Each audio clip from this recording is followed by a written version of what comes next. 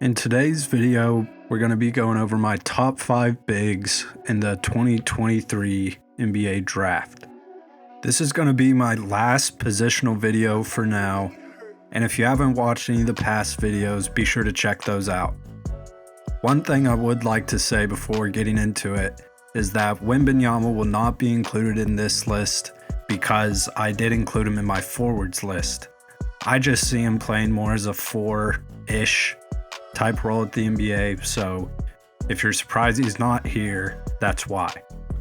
I do feel like the bigs in this draft is pretty easily the weakest positionally, but I do think that there are still quite a few players that could end up being high impact role players, if not even more than that. But with that being said, let's get started with a couple honorable mentions. My first honorable mention is Trayce Jackson-Davis out of Indiana. Jackson Davis has been a pretty high-level player all 4 years that he's spent at Indiana. Currently, he's averaging just below 20 and 11 on close to 60% shooting. Nothing about his game really jumps out all that much to you, but he's proven the ability to be extremely consistent and solid, and I think that he's the perfect fit to be a good role-playing big man, probably off the bench. I don't see him being taken in the first round, mainly because he is a senior, but I think he could be a high-level pickup in the early second. My second honorable mention is Oscar Tshiebwe out of Kentucky.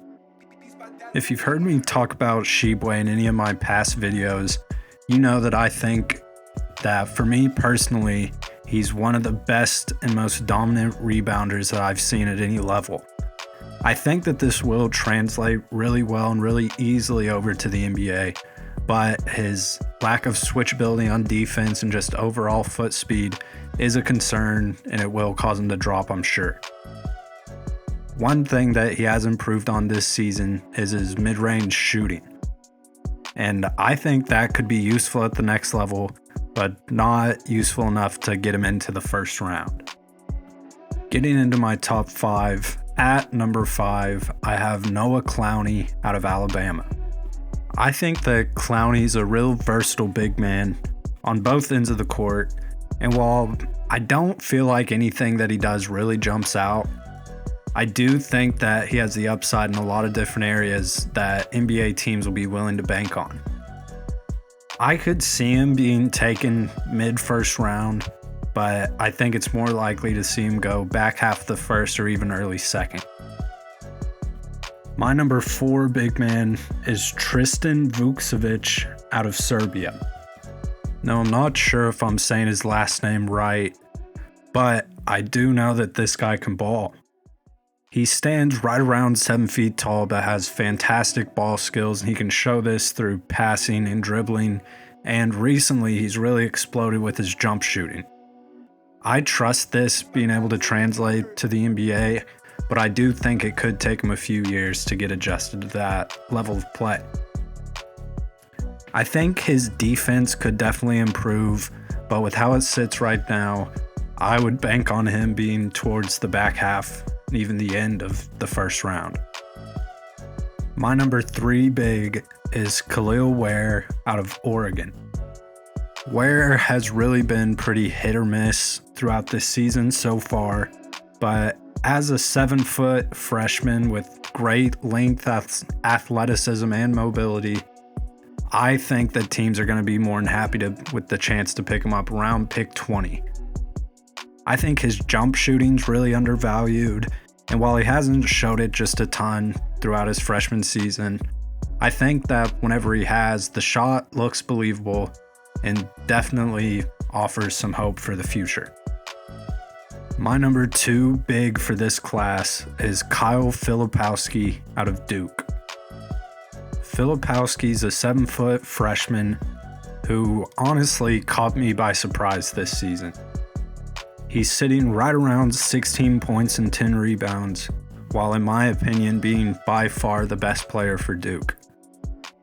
I like picturing him at the NBA level playing a similar role as Sabonis does for the Kings, I don't think that he's nearly as good as Sabonis, or even honestly has the potential to reach that good of a player, but I think that his feel for the game is really nice.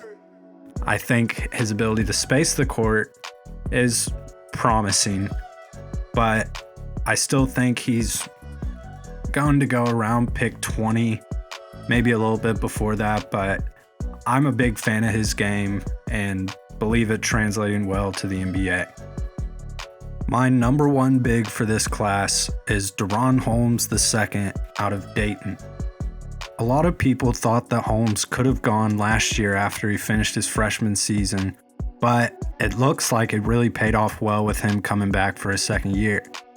Bumping his averages up to 18.5 and 8 rebounds with shooting splits of close to 60, 40, and 66. I'm a big believer in his overall versatility. I think he's obviously a good inside scorer, but I think he can attack from the perimeter and even has shown flashes of being a reliable shooter.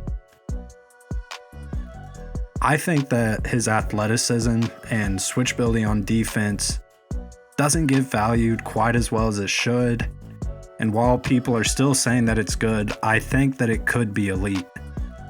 I don't think that he'll be able to sneak his way into the lottery, but I also don't think he'll last much longer after that.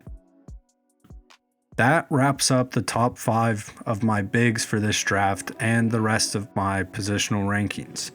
I hope you enjoyed it, and going forward, I would like to try a little bit different types of content that I'm putting out, so be sure to leave a comment with any ideas of content that you would like to see.